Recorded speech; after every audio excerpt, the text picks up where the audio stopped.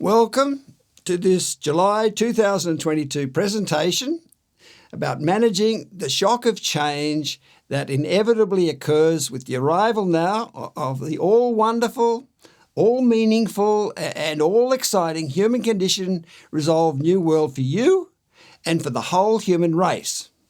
Now, you might like to print out the transcript of this talk to help you follow what will be explained. This shock of change stage is highlighted with a red circle in my drawing of humanity's journey from ignorance to enlightenment. You can see that humanity has progressed from an innocent but ignorant childhood. Then, when we became conscious some 2 million years ago, through an upset, angry, egocentric and alienated human condition-afflicted adolescence. Adolescence being the stage in which we search for our identity, in particular for understanding of why we corrupted our original state of innocence. With the finding of that understanding, humanity enters an enlightened adulthood in which we are secure in our understanding of ourselves. What the red circle highlights is the initial shock of change that the human race is now going through following the arrival of this dreamed-of ability to finally understand ourselves. As I said, this talk is about managing that particular paradigm-shifting shock of change. Now, before getting into this talk about the shock of change that understanding of the human condition brings, I want to show you this picture of the fossilized skulls of our ancestors, under which I've included descriptions of the psychological stages of maturation that each ancestor was going through. These stages are all explained in Chapter 8 of my book, Freedom. This sequence also indicates that our big brain, with its large association cortex or thinking conscious cortex, appeared some 2 million years ago, which corresponds to the top of the first hill in my humanity's journey picture. The red zigzag is where the upset human condition began, with the emergence of consciousness and its conflict with our instincts. Interestingly, the pronounced neotenized, childlike, domed forehead, wide-eyed, snub-nosed features of us humans today, Homo sapiens sapiens, also indicates how much we've been chasing the image of innocence for sexual destruction in the latter part of our 2 million year journey through upset, which is a tragic development that is explained in paragraph 787 of Freedom. So, to now address the issue of the immense shock of change that the arrival of the dreamed-of human race liberating understanding of the human condition can't help but cause. Now, firstly, I need to emphasize that during our 2 million year adolescent stage, which we're just coming out of, when we couldn't explain our corrupted condition, we had no choice other than to live in denial of it, until we found understanding of our corrupted condition. Denial of it saved us from unbearable condemnation. As I point out in all my writings, without the redeeming understanding of our species' upset, corrupted, fallen human condition, and of our own upset, corrupted, fallen condition as a result of it, it's been impossible for virtually anyone to confront and be honest about the human condition. We couldn't face and be honest about the corruption of our original all-loving and all-sensitive instinctive self or soul, while we couldn't explain why we were seemingly so stupid, irresponsible, and at fault for destroying such a beautiful existence. We couldn't face the truth of our corrupted condition while we were unable to defend ourselves against the implication that behaving in such a non-loving, divisive, competitive, and aggressive, psychologically upset way meant we were bad, worthless, even evil beings. This situation left us collectively and individually with no choice but to keep adding more and more layers of protective denial to cope with the horror of our ever-increasing, soul-corrupted and soul-corrupting condition. because any time we tried to go back and confront and be honest about our corrupted condition, only reconnected us with the unbearable, depressing implication that we were bad, worthless, soul-destroying, evil monsters. So this is where the whole human race has been trapped, having no choice but to accept that until the human race's great heroic, upsetting search for knowledge finally led to the finding of the redeeming, relieving and healing good reason for why we corrupted our soul, almost everyone had no choice but to resign themselves to having to hide in Plato's dark cave of denial of our soul-corrupted and soul-corrupting human condition. And this process of resignation is explained in Freedom Essay 30, and Plato's cave allegory is described in Video Freedom Essay 11. Certainly, we could gain some artificial reinforcement and relief for our immensely distressed, guilt-ridden, insecure situation by winning as much power, fame, fortune and glory as we could. And then certainly through taking up support of a religion where we deferred to the soundness and truthful words of a prophet, we could to some degree counter the dishonest denial of our corrupted condition. And we could certainly find some superficial makes-you-feel-good relief from being so corrupted by supporting a pseudo-idealistic movement like the political correct woke movement or the environmental green movement. And we could certainly try to superficially therapize our corrupted condition by calming our distressed mind through such practices as meditation or by taking mind-altering drugs or by undertaking a course of positive thinking or even a course in mind-disconnecting non-thinking. But such artificial reinforcements of our corrupted condition, or partial honesty about being corrupted, or escapist relief from being corrupted, or superficial therapy for our corrupted condition, still left virtually everyone firmly stuck in Plato's cave of denial, unable to confront and be honest about the unbearably depressing issue of our soul-corrupted and soul-corrupting, seemingly human race-destroying human condition. Without the redeeming biological explanation for our corrupted condition, denial of it was all that has been possible for virtually everyone. So yes, we could find any number of ways to achieve some superficial and artificial relief from the shame and insecurity caused by our species' 2 million year corrupted condition. But without the redeeming explanation for it, virtually everyone has been trapped, having to live out their lives as a desperately insecure, almost totally dishonest and deluded human. The truth is, human life has been a life of excruciating torture. I mean, sure, we had to try to hide the fact that we've been living such a horrible existence by putting on a brave face and maintaining an outward happy and positive appearance. Because again, if we were honest about our horrifically soul-corrupted and soul-corrupting condition, it only made living in that state unbearably, suicidally depressing.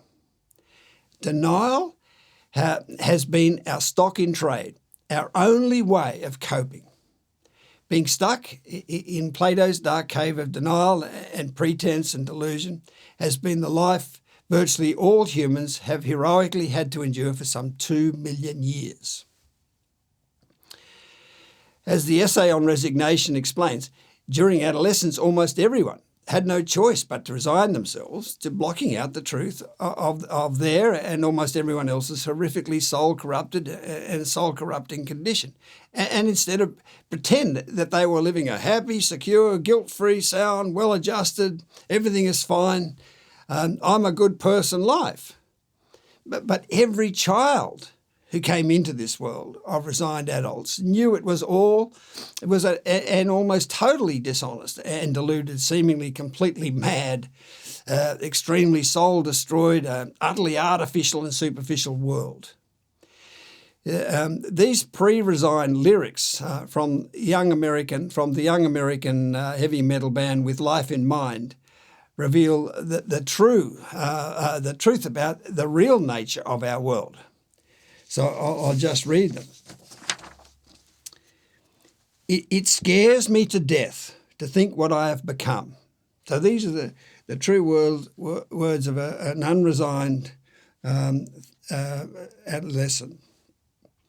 It scares me to death to think what I have become. I feel so lost in the world. Our innocence is lost. I scream to the sky, but my words get lost along the way. I can't express all the hate that's led me here and all the filth that swallows us whole. I don't want to be part of all this insanity, famine and death, pestilence and war. A world shrouded in darkness. Fear is driven into our minds everywhere we look. Trying so hard for a life with such little purpose. Lost in oblivion. Everything you've been told has been a lie. We've all been asleep since the beginning of time. Why are we so scared to use our minds? Keep pretending soon enough things will crumble to the ground. If they could only see the truth, they would coil in disgust. How do we save ourselves from this misery, so desperate for the answers? We're straining on the last bit of hope we have left. No one hears us hears our cries. No one sees us screaming. This is the end. Now, this is a similar truthful description of the mad with pain and anger, utterly dishonest and deluded, resigned world that we've been living in. And this time it comes from Christ, who had one of the most honest, denial-free, sound minds in recorded history. You can see my description and demystification of Christ in Freedom Essay 39.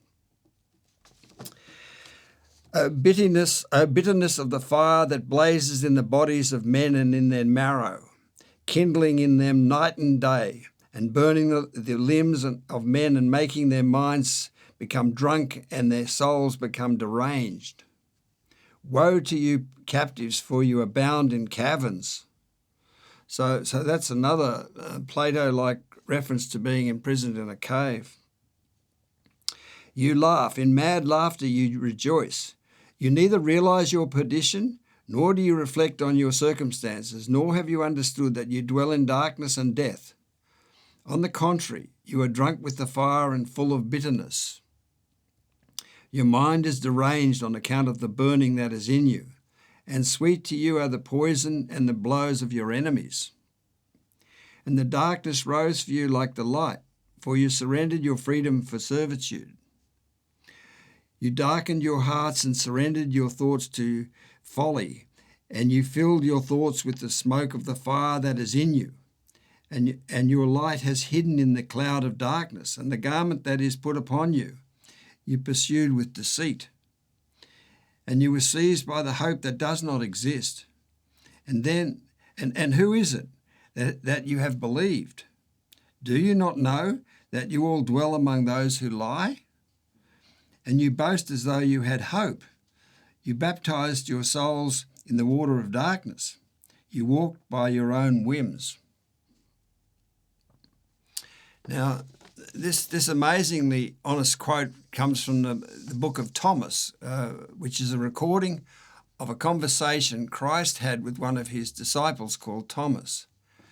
And I might mention, because I think it's very interesting, that earlier in this conversation, when Christ says to Thomas, "It's been said that you are my twin and true companion," I think Christ is referring to Thomas being one of those rare, unresigned people like himself. And such a person would have been a true companion in Christ's lonely task of defying the cave-dwelling, dishonest world of denial that we live in. The great Scottish psychiatrist R.D. Laing was equally honest about our corrupted, soul-destroying and repressing, split from our true selves or soul, alienated condition, when he wrote that our alienation goes to the roots. The realisation of this is the essential springboard for any serious reflection on any aspect of present interhuman life. We are born into a world where alienation awaits us. We are potentially men but are in an alienated state. The ordinary person is a shriveled, desiccated fragment of what a person can be. As adults, we have forgotten most of our childhood, not only its contents but its flavour. As men of the world, we hardly know of the existence of the inner world. The condition of alienation, of being asleep, of being unconscious, of being out of one's mind, is the condition of the normal man. Between us and it, which is our soul, there is a veil which is more like 50 foot of solid concrete. Des abscondus, we have absconded. The outer, divorced from any illumination from the inner, is a state of darkness. We are in an age of darkness. The state of our outer darkness is a state of sin, i.e. alienation or estrangement from the inner light.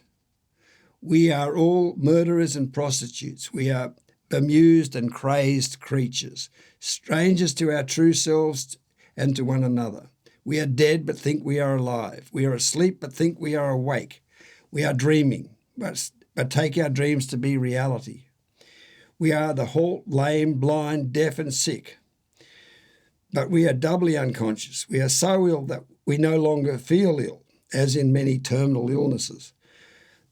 We are mad but have no insight into the fact of our madness. We are so out of touch with this realm, where the issue of our corrupted human condition lies, that many people can now argue seriously that it doesn't exist. So that's a true description of our immensely insecure, soul blocked out and alienated human situation or condition. What I now want to describe is how being able to explain and understand our corrupted condition ends the need for denial of it, and how a whole new world opens up for the human race where we are free of the agony of the human condition. Finding the redeeming, guilt-lifting, good reason for our horrifically corrupted, angry, egocentric and alienated human condition completely changes the situation we have been in. Now that we finally have the fully accountable and thus verifiable and thus trustable first principle-based, biological, scientific explanation of the good reason for why we corrupted our original all-loving and all-sensitive instinctive self or soul, our whole 2 million year torturous condition ends. With the understanding of the human condition at last found, we are no longer trapped in Plato's cold, dark cave of denial and delusion, and we are free to come out into the warm, healing sunshine of the compassionate, full truth of the redeeming and dignifying understanding of ourselves. Our insecurity about being corrupted ends. We can finally understand that we are all good and not bad.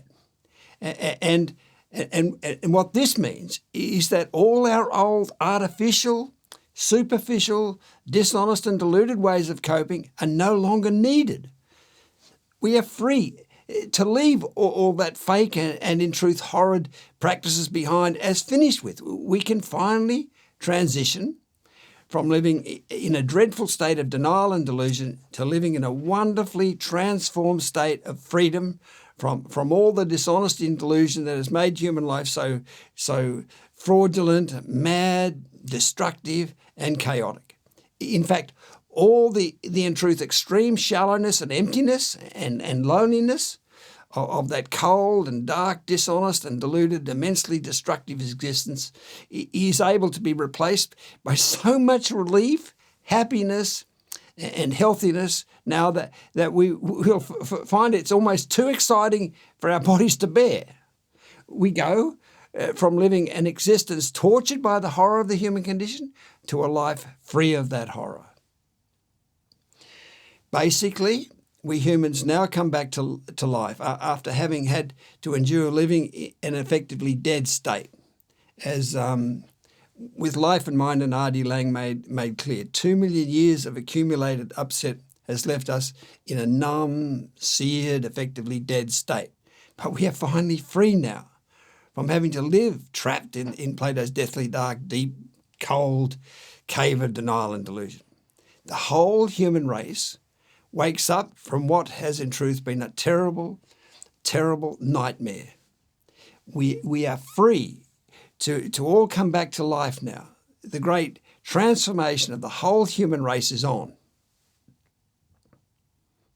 In Chapter 9 of my book, Freedom, I describe how understanding the human condition obsoletes the deluded and artificial ways of proving we're good and not bad, such as by winning as much power, fame, fortune and glory as we can, or by supporting a pseudo-idealistic cause like in the environmental or PC woke movements that make us feel good.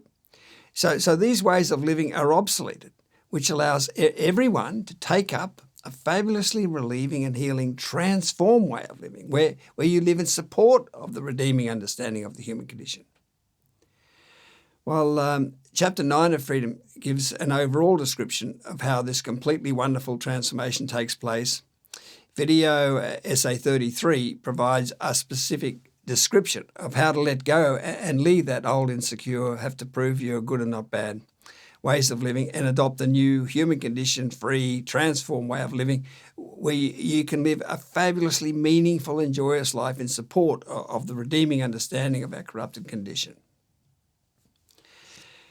What immediately needs to be emphasised here is that with humanity's immensely heroic, but at the same time immensely upsetting, search for the redeeming understanding, explanation or understanding of our corrupted condition finally over, not only can everyone leave the old, now obsoleted way of sustaining their sense of self-worth and instead adopt the new transformed way of living, everyone actually has to leave that old way of living and instead live in support of understanding the human condition. Now, what makes everyone have to make this transition is not the dictates from some outside authoritarian regime or the imposition of a dogma-based pseudo-idealistic culture, but the imposition of the unassailable logic that the old, selfish, artificial ways of living are destroying our world and making human life completely unbearable. And since those ways of living are now no longer needed, there is no justification at all for continuing that way of living.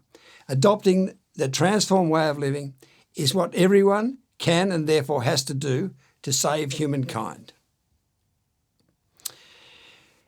I should clarify, as I do in Freedom Essay 33, that the focus in leaving the old world of artificial reinforcement isn't on giving up your possessions or walking the streets in sackcloth in self-denial and servitude. We're talking about a change of mindset that can have an effect on your priorities, which can affect your choice of possessions and so forth, but the focus isn't on self-deprivation. I also want to point out that in my book, Death by Dogma, in paragraphs 85 and 86, I describe how we humans have always known that one day we had to mature from living in an insecure, competitive and aggressive state to living in a secure, cooperative and loving state. But being unable to confront the human condition and by so doing find the understanding that actually makes that transformation possible, out of sheer desperation, it was decided to just fake it to make it, which is what the critical theory-based PC, woke, Great Reset movement was trying to do. Now, while such fakeness was never going to work, as Death by Dogma makes very clear, it does reveal how intuitively anticipated and needed this great transformation is. So yes, taking up the transformed way of living is all important. That's absolutely true and fundamental. But the focus of this presentation is on what everyone will initially particularly want to know, and that is, how are we to cope with the initial shock of having our 2 million year corrupted condition suddenly exposed? How are we to manage the initial inevitable shock that the human race has to go through on the way to becoming transformed? As I depicted in my drawing of the stages humanity goes through in its progression from ignorance to enlightenment, it's inevitable that when understanding of the human condition finally arrives after 2 million years of living without it and having no choice but to live in denial of the whole issue of our corrupted condition, the resigned world is going to be in shock at what has happened. Having become deeply attached and accustomed to living in denial of our corrupted condition, having the truth about that state suddenly revealed cannot help but come as a great shock. So I now want to present the focus of this talk, which is the shock of change stage that the human race now goes through. This shock of change progresses through a number of predictable stages, which I've illustrated with some drawings. It makes sense that initially everyone will be stunned for a little while, staggered by what's happened and in a state of overwhelmed astonishment, needing time to take in, absorb and adapt to what's occurred. The arrival of understanding of ourselves that the whole human race has so heroically fought so long for isn't initially met with celebration, excitement and relief, but by a great silence, nonplussed paralysis is more like what happens. In his famous 1970 book, Future Shock, I know Alvin Toffler was anticipating this initial bewildering effect of the arrival of understanding of the human condition when he wrote of, the shattering stress and disorientation we induce in individuals by subjecting them to too much change in too short a time. Of course, what the minds of resigned adults quickly do to cope with this shock of having their corrupted condition exposed is determinedly apply the denial that they've been employing up to this point to hold that truth at bay. Basically, their mind doesn't tolerate admission of it. And the result of this defensive blocking out of description and analysis of the human condition in the minds of resigned adults is that they typically find it difficult to take in or absorb or hear what's being presented. Their mind doesn't let what's being said come through into conscious awareness. It suffers from what we refer to as the deaf effect. And this protective deafness can be extreme. I mean, as one resigned adult admitted, when I first read this material, all I saw were a lot of black marks on white paper.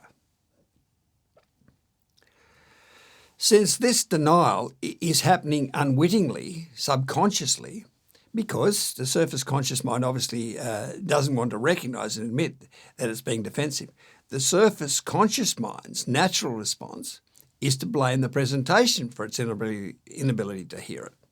I mean, typical responses include saying that the presentation is impenetrably dense and too repetitive of vague points and so badly written it desperately needs editing. In fact, the deaf effect is quite often so great that in frustration we are asked to please send me an executive summary because I can't make any sense of what you're presenting. However, this deaf effect can be overcome by persevering with reading about and listening to descriptions of the redeeming, reconciling and healing explanation and how it makes sense of every aspect of human existence. With perseverance, the resigned mind gradually realises that what is being presented is not condemning but compassionate. And it's therefore safe now to learn about and finally understand the whole 2 million year immensely corrupting but immensely heroic journey the human race has been on to find this understanding of our corrupted condition. The following is a good example of someone patiently rereading and re-listening to the explanation and overcoming the deaf effect. May Gibbs, the founder of the WTM Phoenix Center in Arizona, America, said, "I tried for months to get through the reading material, but my thought at the time was that it was super tedious and boring." Now, saying it was super tedious and boring is a typical deaf effect response. The subject of the human condition has historically been so unbearably confronting and depressing that most people's minds just don't want to engage with it, and so defensively and dismissively in effect say, "I'm not interested in what you're talking about. It's just super tedious and boring. Rubbish, meaningless rubbish as far as I'm concerned."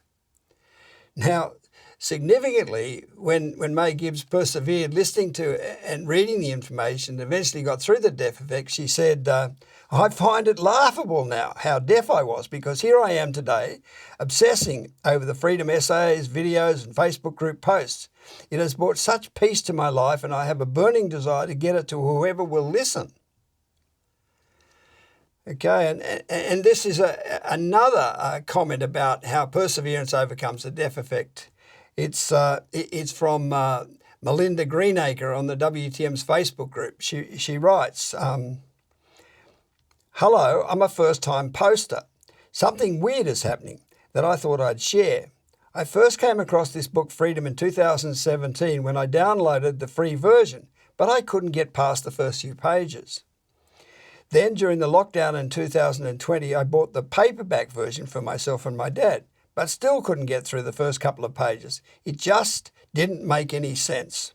I felt that the sentences were too long and rambling. Reading it made me tired. My mind would wander away every time, so I put it down again. But recently, in 2023, after seeing lots of WTM content pop up on social media, I started playing the main pinned interviews on the Facebook group in the morning as I was getting ready for work. A few tiny bits of information clicked into place. Nothing mind-blowing, but definitely a few aha moments. Today, I've been sitting at the bay waiting for my husband to finish a charity bike ride. I bought a coffee and thought it would be a good location to try reading the book again. In just over an hour, I've gone through 50 pages. I don't even remember why I found it so difficult. All of a sudden, it's making sense. I'm enjoying it. It's like I'm reading a different book." Now, you can also read a more in-depth description of this deaf effect problem in the Great Guilt video and in Freedom Essay 11 on our website. What will make all the difference to the initial huge problem of so many people suffering from the deaf effect and being unable to hear and appreciate these human race-saving understandings of the human condition is a critical mass of people appearing who have overcome the deaf effect and realised and are telling others that the human condition has finally been solved. People's willingness to persevere with listening and reading about the human condition rapidly increases once there's enough people saying that the redeeming and healing explanation of the human condition has finally been found, and that it's now safe and necessary for everyone to learn about the human condition. So overcoming the huge problem of the deaf effect block and gaining a wide public acceptance and support for this absolutely critically important breakthrough depends on building a critical mass of support. Also, of immense significance to humanity, completing this journey to enlightenment is that once a person is able to overcome the deaf effect and can access and thus appreciate the explanation of the human condition, they are then in a position to take up the transformed way of living where they selflessly live in support of the understandings of the human condition rather than selfishly maintain their old, now obsoleted, artificial power and glory, pseudo-idealistic ways of sustaining their sense of self-worth. And now, naturally, this transformation from the old habituated denial-based way of living doesn't happen immediately. The first response, once a person is able to get through the death effect, is to keep reading about and listening to explanation of the human condition, and by so doing, be able to make sense of every aspect of human life. Having lived without any truthful, accountable understanding of human existence, it's extremely interesting and relieving and healing to finally have such insight. So this guzzling of the truth about human life normally goes on in earnest in this initial stage. When resigned adults have more or less given up trying to find understanding of the nature and purpose of human existence, because in their resigned state of living in denial of the human condition, all resigned adults subconsciously knew that all the mechanistic scientific explanations of human life are based on on the same dishonest denial that they are practicing. Suddenly, there's so many accountable and clearly truthful understandings to digest. You can read more about mechanistic science's dishonest denial of the human condition in chapter 2.4 of Freedom. However, even though all these explanations about human existence are based on the compassionate, redeeming understanding of the good reason for why we humans became corrupted, these insights are not only going to be immensely interesting, they are necessarily also going to be exposing and thus confronting of all that corruption. Ideally, a person would be able to make sense of and heal all their soul-damaged hurts they experienced growing up in an immensely human condition-stricken world at the same speed as they're able to understand the human condition. But the reality is that understanding of our corrupted condition occurs much faster than we can connect with and dismantle all the layers of repressed psychological pain within us. In fact, it's going to take a number of generations for the understanding we now have of the human condition to heal all the psychosis in us. Because, knowing to the point of being able to be psychologically secure follows some time after understanding. And the degree we are still insecure is the degree we can feel confronted and exposed by the truth of our corrupted condition. That Truth Day, Honesty Day, Transparency Day, Exposure Day, Revelation Day, Come Clean Day, that the arrival of understanding of the human condition represents is actually the long-feared so-called Judgment Day, anticipated in religious texts. And even though Judgment Day is actually a time of compassionate understanding, not a time of condemnation, as an anonymous Turkish poet once said, Judgment Day is not the day of judgment, but the day of understanding. It is nevertheless a time when the extent of our corrupted condition is revealed. Now, naturally, the more upset a person is as a result of their particular encounter with humanity's heroic but upsetting search for knowledge, the more upset there is to be exposed, and therefore the more confronting these understandings of the human condition will initially likely be.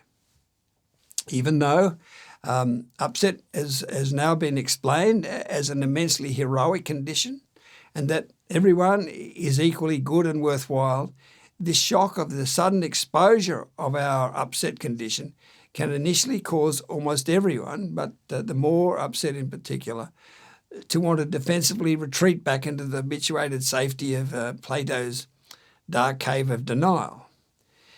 There will be a temptation to want to deny and even determinedly attack analysis of the human condition.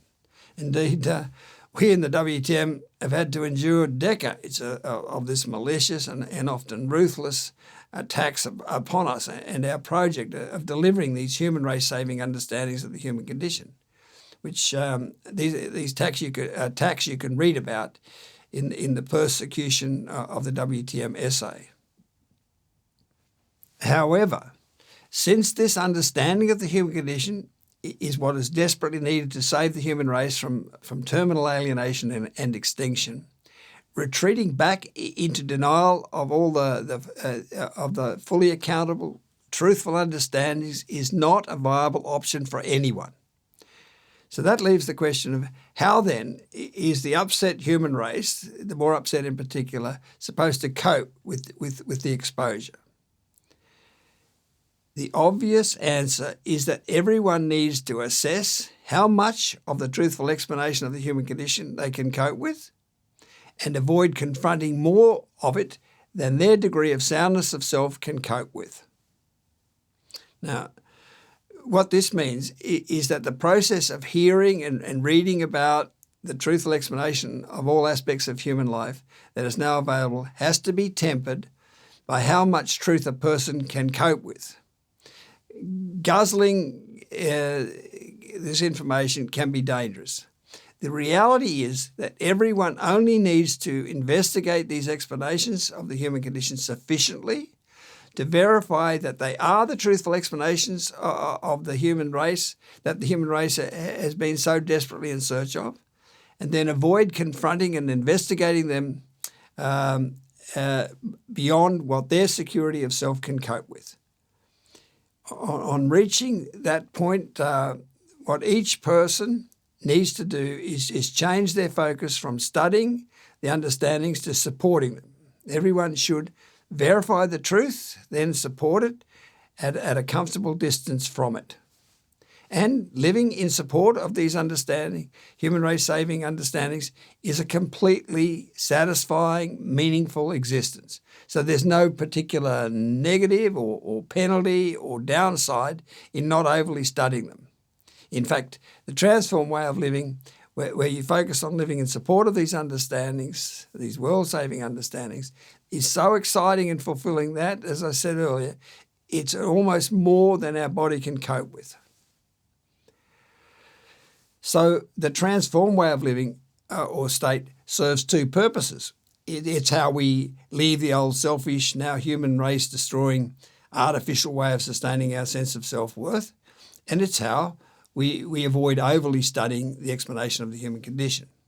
And I should point out that, as I mentioned in paragraph 1188 of Freedom, in the old evasive world, to enter university, you had to pass an entrance exams that assessed your IQ, your intelligence quotient, and resulting ability to study complex subjects like higher mathematics or physics. Well, in the new human condition resolved new world, it similarly makes sense that the exceptionally sound, those with a high SQ, which is a soul or soundness quotient, are the ones most suited to studying the human condition. And there's absolutely no shame in that demarcation. Again, it's a fundamental insight that understanding of the human condition gives us of the equal goodness and worthiness of all humans. We humans have been involved in a great and necessary battle. So we have inevitably all been variously knocked around in that great battle. But we are all heroes.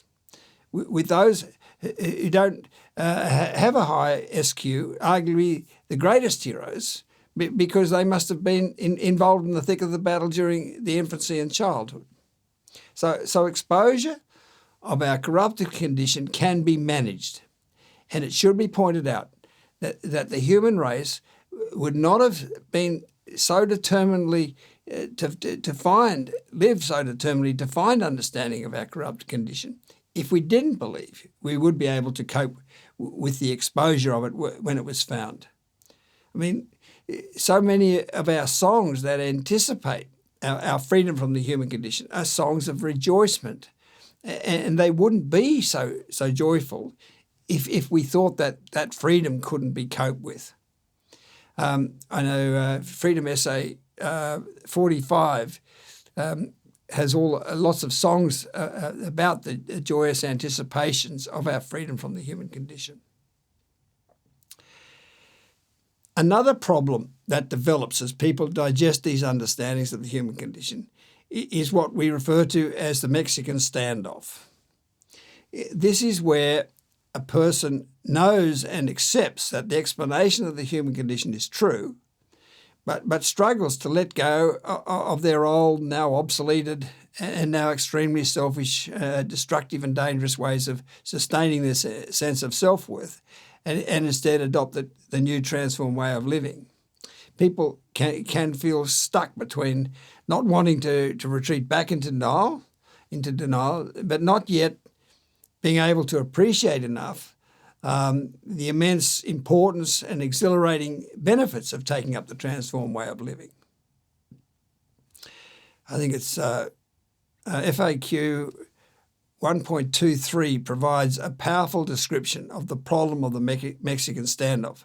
And in Freedom Essay 33, which I referred to earlier, I explain how to overcome the Mexican standoff by letting go of the now obsoleted but often extremely strong habituated attachment resigned adults have to the power, fame and fortune and glory trophy room, ego castle of pre-human conditions, old world wins and successes, or of attachments to pseudo-idealistic virtue signalling strategies, and instead taking up the new, infinitely more satisfying and world-saving, important, transformed way of living. As with overcoming the problem of the death effect, the more people there are who appreciate that the transformed way of living is the only way to solve the world's problems, and also how relieving and exciting a way of living it is, the more encouraged and thus easier it will be for others to take up the transformed way of living. In fact, as I point out in paragraph 1207 of Freedom, where I talk about the importance and power of the transformed way of living. Before long, those still living in the old embattled, have to prove your worth way of living will feel like they have been caught wearing last year's fashions. What now needs to be explained is that while the fabulously meaningful and joyous human race-saving new fashion of the transformed state is having to go through this inevitable but actually pointless initial procrastination Mexican standoff stage, there are a number of devious manoeuvres and avoidance strategies that occur, which we're in the WTM are all too familiar with. There's what we call pocketing the win, where people's attachment to their egocentric way of living, in which they sustain their sense of self-worth by building an ego castle of power, fame, fortune and glory, wins can be so great that they avoid taking up the transformed way of living and instead focus on finding ways to selfishly benefit from understanding the human condition. This includes the blatant exploitation of the understandings, where people use the insights they have gained into human behaviour to be an even more successful winner of power, fame, fortune and glory. It's obviously a big advantage in business or competition to have insight into human behaviour, but exploiting that to make yourself successful and financially rich in the old world is an obscene misuse of this world-saving information. As well as almost literally pocketing the win by ripping off the understandings to make yourself an old world legend, there are other pocketing the win responses that are more focused on finding ways to escape feeling cornered by the logic that says you have to let go your artificial ways of sustaining your sense of self-worth and instead take up the transformed way of living. We call such escapes from taking up the transformed way of living side dooring. Feeling cornered by having to let go your now obsoleted but habituated castle-building way of validating yourself does tempt people to try to find a side door way of avoiding the transformed way of living. To describe the most common example of this practice of side dooring, it's natural and beneficial to continue studying explanation of the human condition and deepening your understanding of yourself and of the world. But when the Mexican standoff cornered feeling develops, this guzzling of the information can be developed into a way of avoiding the cornered feelings. Certainly, everyone needs to be using these understandings to help make sense of their lives and the world around them, and even to heal their version of humanity's 2 million years psychological upset. But to focus on doing that while avoiding adopting the transformed way of living when that is so needed to solve the world's problems is at base another way of selfishly hanging on to rather than letting go the now obsoleted, egocentric, I'm a legend, castle-building way of living. Making sense of your existence and healing your psychosis are very important activities to pursue, but they have to be tempered by the priority of the need to take up the transformed way of living that saves the world. And it has to be remembered that the transformed way of living is the best form of therapy for everyone's corrupted condition. So taking it up is actually the basis for the therapy that all humans need. These understandings do finally make the real therapy of our corrupted lives possible. And I and others in the Sydney WTM are writing a book about that real therapy that is now possible. So we are we're all fully aware of and recognise the importance of therapy. But while the priority is to save the world from imminent self-destruction through the adoption of the transformed way of living, such a selfish focus is another obscenity. There's a similarity between the transformed way of living and religious transformation that we can learn from. As I emphasised in chapter 9.5 of Freedom, the transformed way of living is not a religion, but both ways of living free you from your corrupted condition by living in support of something pure. In the case of religion, the pure life of a prophet, and in the transformed way of living, of a human condition understood pure new world. Well, in the case of Christianity, the 12 disciples, first followers of Christ, didn't properly see how the faith that Christ was introducing worked. I mean, venerating and worshipping Christ as they did was not the point. The real point of Christianity is to let go your embattled, overly upset, self-preoccupied way of living and instead defer to and live through your support of Christ. However, just as people have resisted letting go their upset way of living and taking up the transformed state where you live in support of the redeeming understandings of ourselves, so the disciples also resisted letting go their upset way of living and deferring to and living through the support of Christ.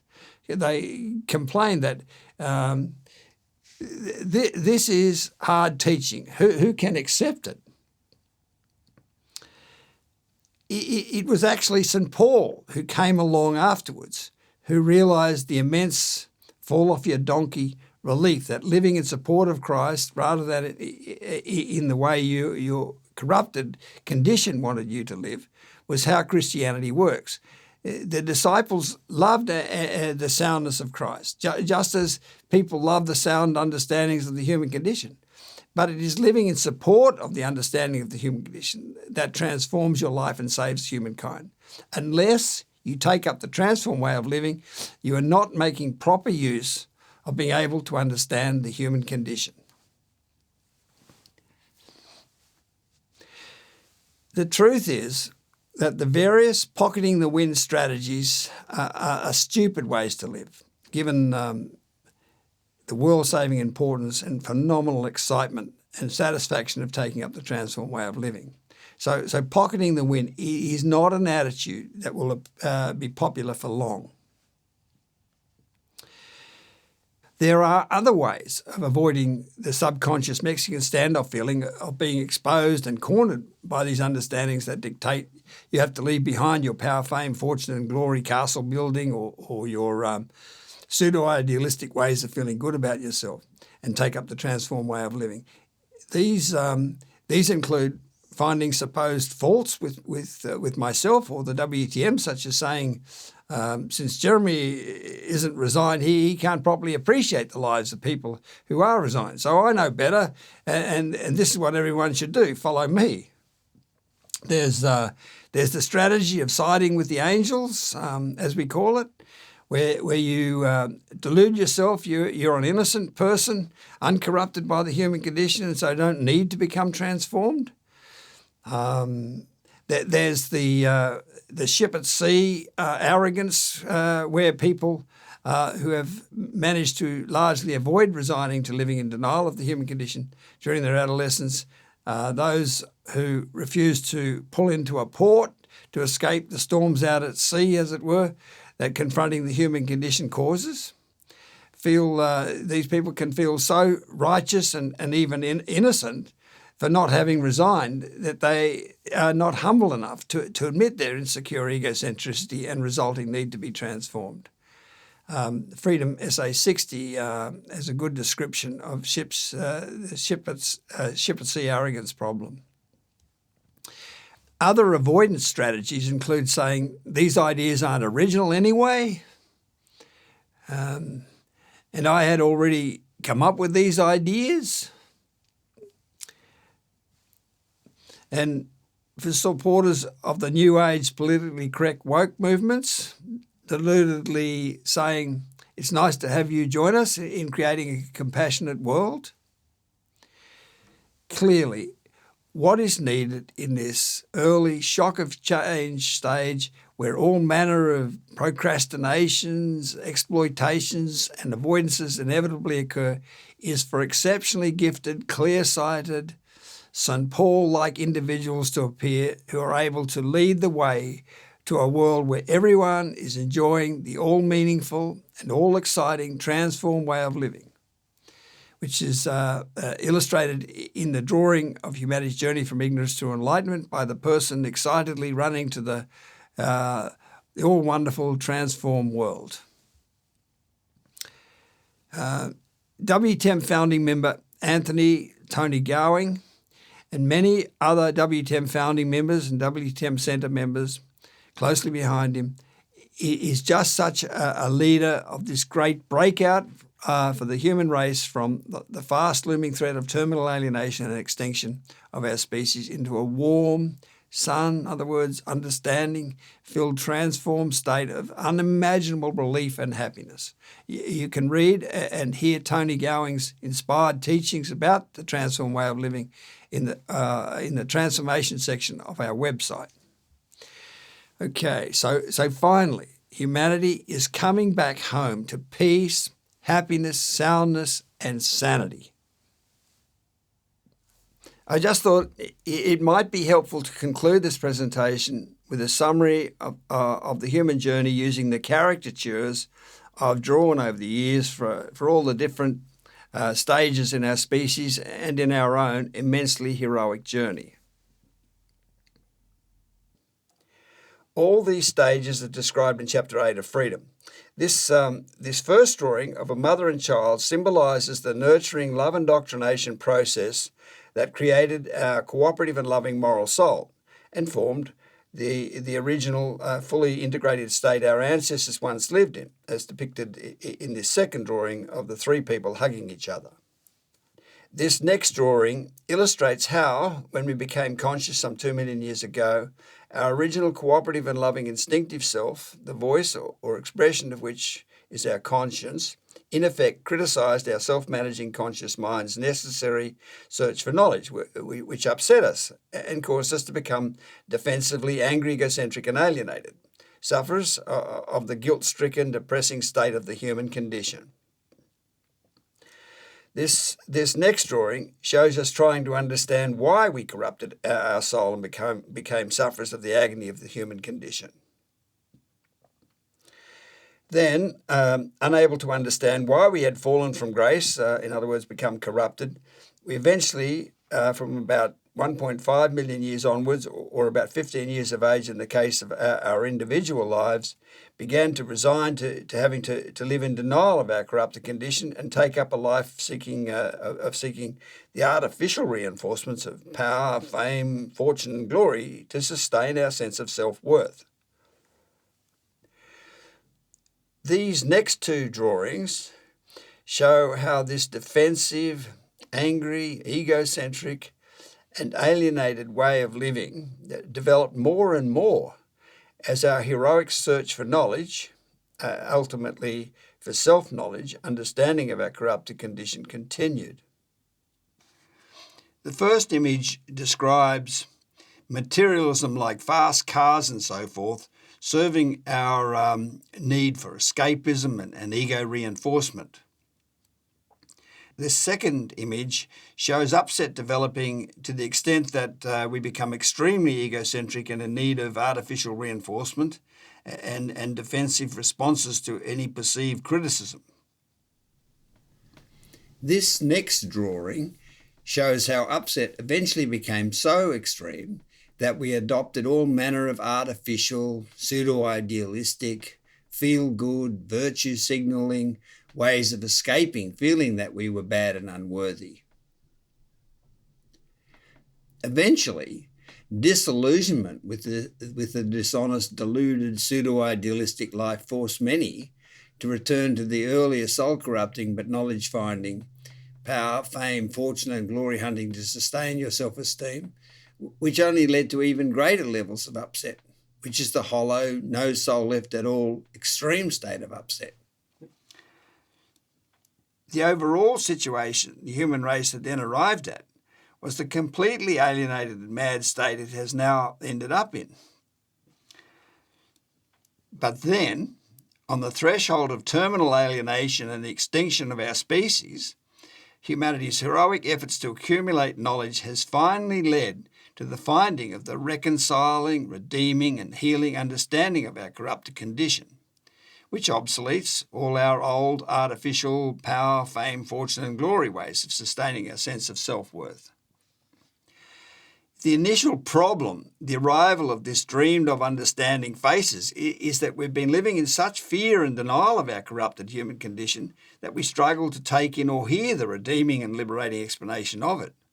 We suffer from the deaf effect. But then, after persevering and reading and listening to all the understandings of the human condition, we overcome the deaf effect and gain access to these utterly relieving and exciting understandings. But then, as we guzzle these understandings that finally make sense of ourselves and the world, we can become confronted by the exposure of our corrupted condition that the understanding causes. Basically, we can't absorb and adjust to all the liberating understandings fast enough to not experience some remaining fearful exposure from all the truth about how corrupted we actually are.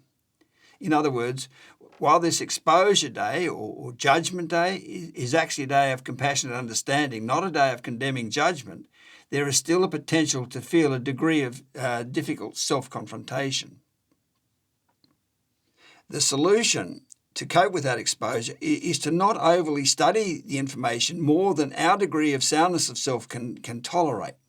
We only need to investigate the information sufficiently to verify that it's true, and then take up the transformed way of living, where we focus on living in support of this information that's needed to save the world. If we study the information more than our degree of soundness of self can cope with, we risk becoming furiously angry and defensive towards the information. An unconscionable response, because what we would be doing is condemning the human race to terminal alienation and extinction. The next problem is the Mexican standoff, where we don't want to deny or worse still attack the truth, but at the same time we are so habituated to living off our power and glory artificial ways of sustaining our sense of self-worth that we resist taking up the transformed way of living. We feel stuck, unable to go back and unable to go forward.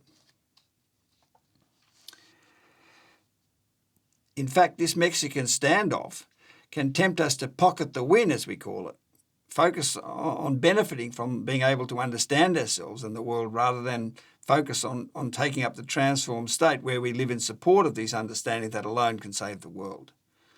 We can even be tempted to use the understanding to make ourselves an even more successful power and glory egocentric castle builder, which is the opposite of letting that way of living go and becoming transformed. Eventually, however, everyone realises that the transformed way of living is the only responsible way to live, and it becomes a universal practice. And the human race is then freed at last from the human condition, and joy and happiness comes to planet Earth. So thank you all for listening.